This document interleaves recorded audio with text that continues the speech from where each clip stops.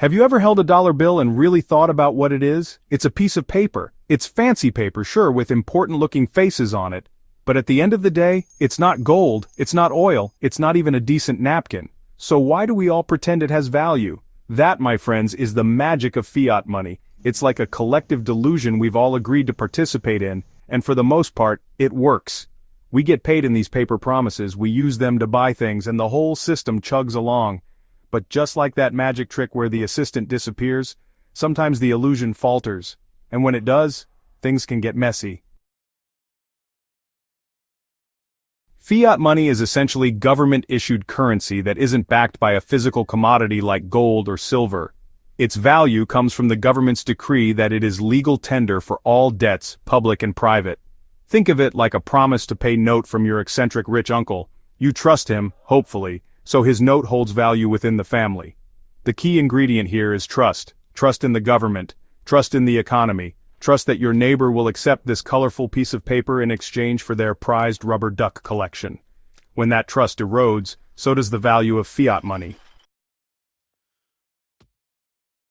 For centuries, gold and silver ruled the roost. They were shiny, scarce, and you couldn't just print more of them. Well, not easily. But lugging chests of gold around is heavy work, and governments realized they could simplify things. Enter fiat money, stage left. One of the earliest examples of paper money comes from China, way back in the 7th century. But it was in the 20th century that fiat money really took center stage. The gold standard, which linked the value of currencies to gold, started to crumble. After World War II, the Bretton Woods system emerged, making the US dollar the world's reserve currency, backed by gold. However, in 1971, President Nixon took the dollar off the gold standard, ushering in the era of floating exchange rates and fully fledged fiat currencies. Section 4. The Fiat Balancing Act Benefits and Risks. So, why even bother with fiat money? Well, it offers governments a lot of flexibility. Need to stimulate the economy? Print more money? Want to finance a war, though nobody ever wants that? Print more money. This flexibility, however, is a double-edged sword. Too much printing and you get inflation. That pesky phenomenon where prices go up faster than your salary. Fiat money also gives governments more control over monetary policy. They can adjust interest rates and control the money supply to influence economic growth. But this power can be misused, leading to economic instability and unfair distribution of wealth. Section 5. When money burns.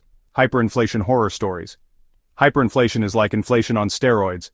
Prices spiral out of control, wiping out savings and turning everyday life into a game of economic survival. One of the most infamous examples is the hyperinflation in Zimbabwe in the 2000s. The government, facing economic turmoil, decided to just print more money. A lot more money. The result? Inflation reached an astronomical 79.6 billion% in November 2008. People were using wheelbarrows of cash to buy bread, and trillion-dollar banknotes became a thing. Germany after World War I is another cautionary tale. Saddled with war debts, the government printed money to pay off reparations. Hyperinflation decimated the economy, wiping out the savings of the middle class and leading to social unrest. Section 6. Fiat Face-Off, Supporters versus Skeptics. The debate over fiat money is a heated one. Supporters argue that it allows for flexible monetary policy, promotes economic growth, and is essential for modern economies. Detractors, on the other hand, view it as a dangerous system built on trust that is prone to inflation and manipulation. They point to historical examples of hyperinflation as evidence of its inherent flaws. The rise of alternatives like gold and cryptocurrencies reflects this growing discontent. Gold, the OG of money, is seen as a safe haven asset, a hedge against inflation. Cryptocurrencies, with their decentralized nature and limited supply, appeal to those who distrust governments and central banks.